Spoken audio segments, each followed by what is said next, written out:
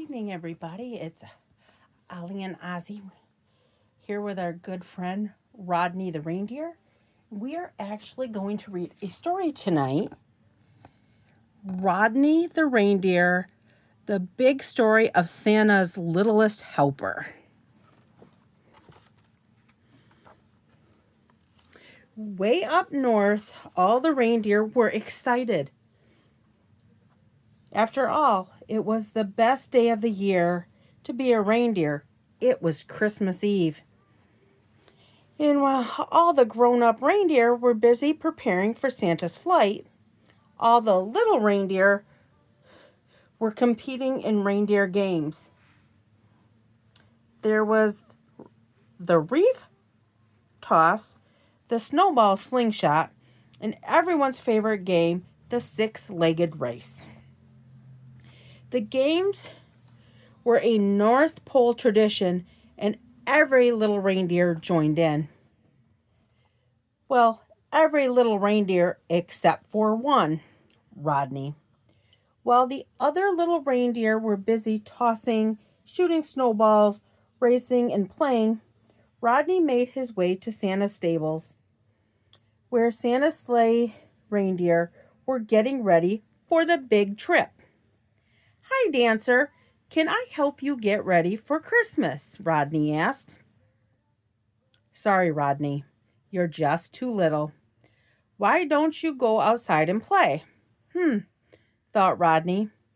He didn't like playing reindeer games.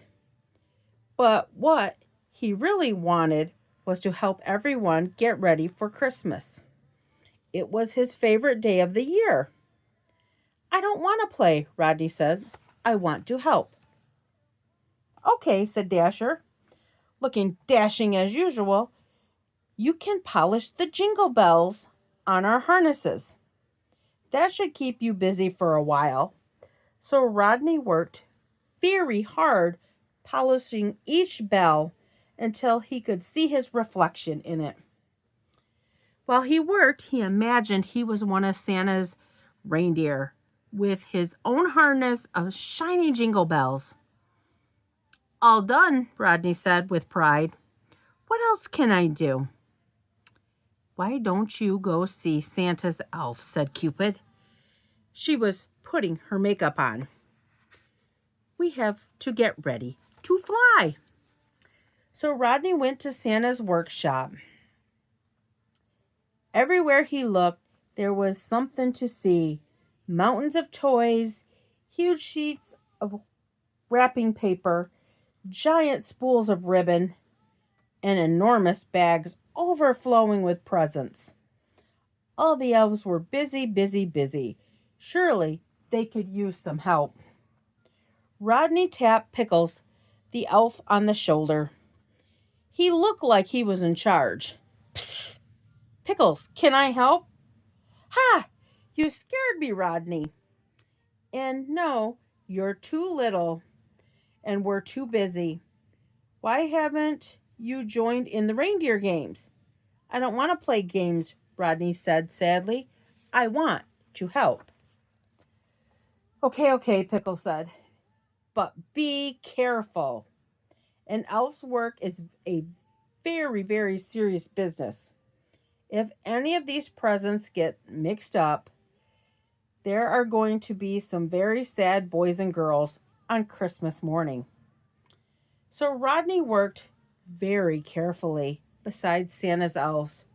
He taped, he tied, and he watched every single present make its way down a long assembly line into the exact right giant bag.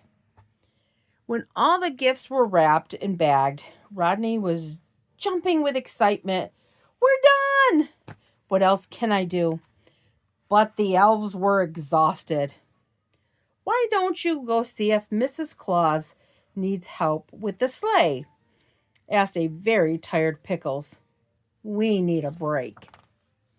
So Rodney went to Santa's garage, where the North Pole penguins were just starting to load the presents into the sleigh. Rodney had never been this close to Santa's sleigh before. It was beautiful. Mrs. Claus, ma'am, he said nervously. Maybe I help, please? I'm sorry, Rodney, but you're too little to lift such heavy bags. Plus, it's getting awfully windy and icy out here. Why don't you go back and inside the workshop and get warm? But I really want to help, Rodney pleaded. All right, Rodney, let me see. Santa's already made his list and checked it twice. But why don't you check it a third time? Make sure every child's present is in the right bag, headed out to the right place. Mrs. Claus handed Rodney Santa's official list. This was very serious business. So, present by present, bag by bag, Rodney checked and checked until he had checked off every name on Santa's list. When he was finally done, Rodney handed the list back to Mrs. Claus. What else can I do? He asked eagerly. The presents have all been loaded, Mrs. Claus replied. That means it's nearly time for takeoff. Now quick, Rodney, run out and see. At the same time every year, Santa's 8 great reindeer pull his sleigh, piled high with toys, all the way from the garage down the entire length of Main Street to the very edge of town where it takes off for its flight around the world. Rodney watched and waited until Santa's reindeer appeared, 2 at a time, with their harnesses shining jingle bells, and then there was Santa. The frosty wind blew his beard and made his plump cheeks as rosy as peppermint candies. Then all of a sudden, over the cheers of the crowd, came the great Santa sleigh, struck a piece of ice. The big bag presents bounced out of the sleigh, split open, and scattered boxes and bows all over the snowy ground. Santa's list flew out of his pocket, swirling in the wind, and flew up, up, up, and away. Main Street grew very quiet. The reindeer stood as still as statues. The elves bit their fingernails. The penguins hid their eyes. Santa looked at Mrs. Claus. Mrs. Claus looked at Santa. Oh, Santa, Mrs. Claus cried. What a mess. Without your list, how will you know what presents go where? All those poor boys and girls will be so disappointed if they don't get the gifts they asked for. And they've been good all year. Just then, a little cheerful voice came from a very silent crowd. Mrs. Claus, Santa, I can help. No, Rodney, you can't help, said Mrs. Claus. Not this time. But I can, said Rodney, because I know where the presents go. I help the elves wrap every one. I sorted them into the bags. I triple-checked Santa's list. I remember. That's one for Sarah in Pleasanton. It's a book. And that's for Peter in Riverside. It's a red race car. Well, Rodney, it looks like you worked very hard today, Santa chuckled. Would you like to help me one more time? Before Rodney could even nod his head, Santa scooped him up into the sleigh, and the reindeer began to trot, then gallop, then race with all their might down Main Street. Then suddenly, magically, the ground disappeared below them. Rodney was high above the town. Santa's stable, workshop, and garage were tiny specks in the field of snow. Rodney was flying.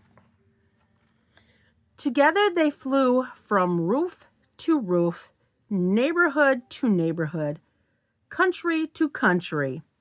Thanks to all his hard work that day, Rodney was able to tell Santa exactly where to go. With Rodney's help, Santa delivered Mason's model train, Brian's art set, Raleigh's roller skates, Joshua's fishing pole, and thousands more. He went down every chimney of every house until every present in every bag was delivered. "That's it, Santa!" Rodney shouted. "We're finished! We did it!" Actually, there was one more present left. In Santa, with a wink, he reached in his bag, in his big glove hand. It was a fuzzy coat pocket, and pulled out a little box with a little green bow. And inside, it was a shiny silver jingle bell, just like the one Santa's sleigh reindeer wore. "It's for you, Rodney, my littlest helper." That's the end. See, Rodney gets a bell and a hug from Santa. That's our story for tonight. We want to thank our friend Rodney for joining us tonight for our little story about him. And we hope you all have a Merry Christmas. Good night from Ozzie and Ollie Otter and our friend Rodney the Reindeer.